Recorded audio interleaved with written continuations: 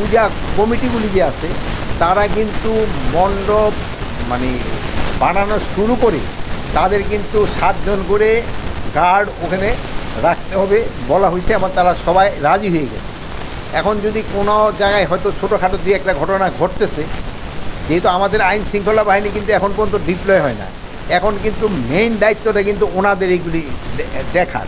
আর 24 তারিখ থেকে আমাদের আইন শৃঙ্খলা বাহিনী ডিপ্লয় হয়ে গেলে এটা আমাদের একসাথে, বাট এখনও আবার শুধু ওনাদের দেখা তা না, বাট এই ভিতরেও আমরা এখন ইনস্ট্রাকশন দিয়েছি যে আমাদের যে থানা পুলিশ রয়ে গেছেন, তারপরে র্যাব, বিজিবি, আনসার এরও এখনও পেট্রোলিং করবে, বাট অন গ্রাউন্ড ডিপ্লয় হয়ে যাবে হলো 24 তারিখ থেকে।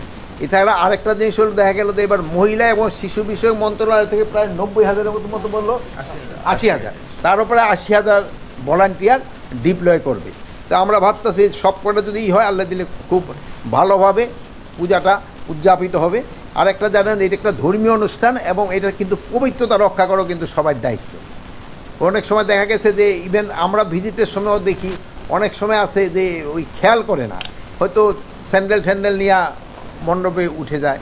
অনেক সময় আছে হয়তো কারোর জুতা পরা থাকে, সে হয়তো জুতা খুলতে ঝামেলা হবে। দেখেন এইগুলির দিকে খুবই কেয়ারফুল থাকতে হবে, যেহেতু এইটা যে একটা ধর্মীয় অনুষ্ঠান এবং এটা একটা পবিত্রতা, এটার পবিত্রতা কিন্তু সবাই রক্ষা করতে হবে। এই জন্য কোনো অবস্থায় যেন এটার পবিত্রতা ভঙ্গ না হয় এরকম কোনো কাজ যেন কেউ না করে, এগুলিকে পারে আপনারা একটু সবাই জানাবেন। এটা জানাইলে একটু সবচেয়ে ভালো হবে। তো ওনাদের আপনি এটা জিজ্ঞেস করলেন না যে তো প্রতিমা যেসব বানানো শুরু করেন সেই সময় দিন না আপনারা বুঝতে পারেন না কিসের জন্য এটা বানাচ্ছেন, যে পূজা যে শুরু হয়ে গেছে এটা তো প্রতিমা বানানোর সময় ওনার বোঝা যাওয়ার কথা, ভাঙার সময় কীভাবে বুঝলো?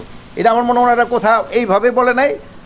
আর হলো এটা তো পঞ্জিকার লেখাই থাকে এটা কোন সময় হবে। আর হয় কি এবার আপনারা দেখেন ভাঙাচুরার সংখ্যা কি খুব বেশি? 2-1টা জায়গায় যে হয় নাই আমি তা বলবো না, 2-1টা জায়গায় হয়েছে, বাট ওইটার ক্ষেত্রে তো ওনাকেও দায়িত্ব দিয়ে গেছে। ওনারা অনেক সময় সাংবাদিক সম্মেলন এসে বলে, বাট এই সম্মেলনে কিন্তু ওনারা নিজেরা রাজি হয়ে গেছে যেখানে। আর প্লাস ওই যেই জায়গাগুলিতে যে ভিডিও ফুটেজে তাকেও কিন্তু ধরা হয়ে গেছে, ভিডিও যারা যেখানে লাগানো হচ্ছে যেই জায়গায় ওনাকেও কিন্তু সবারই অনুরোধ করা হয়েছিল ভিডিও ফুটেজ লাগা, ওখানে কিন্তু লাগানো হয়ে গেছে।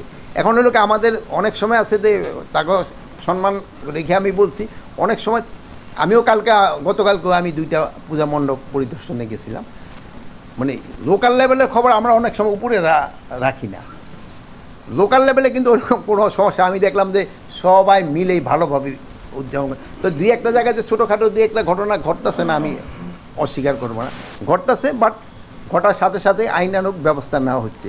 আর তাদের ক্ষেত্রে আপনারা অনুরোধ করবেন যে তারা কিন্তু রাজি হয়ে গেছে যে এটা তারা সবসময় একটা ইসের ভিতরে রাখবে। প্লাস আবার এইবার দেখলেন যে আমরা কিন্তু সংখ্যা অনেক বাড়িয়েছি, প্লাস 24 তারিখ থেকে তো আমাদের ডিপ্লয়মেন্ট, এবং আমরা এই যে এবার ওই আমাদের বোন ওই তো 3-4 বোনও আছে। আপনারা কিন্তু এবার মহিলাই শোনেন, ওই মহিলাদের কিন্তু মহিলা শিশু মন্ত্রণালয় থেকে এবার কিন্তু দেওয়া হচ্ছে 80,000।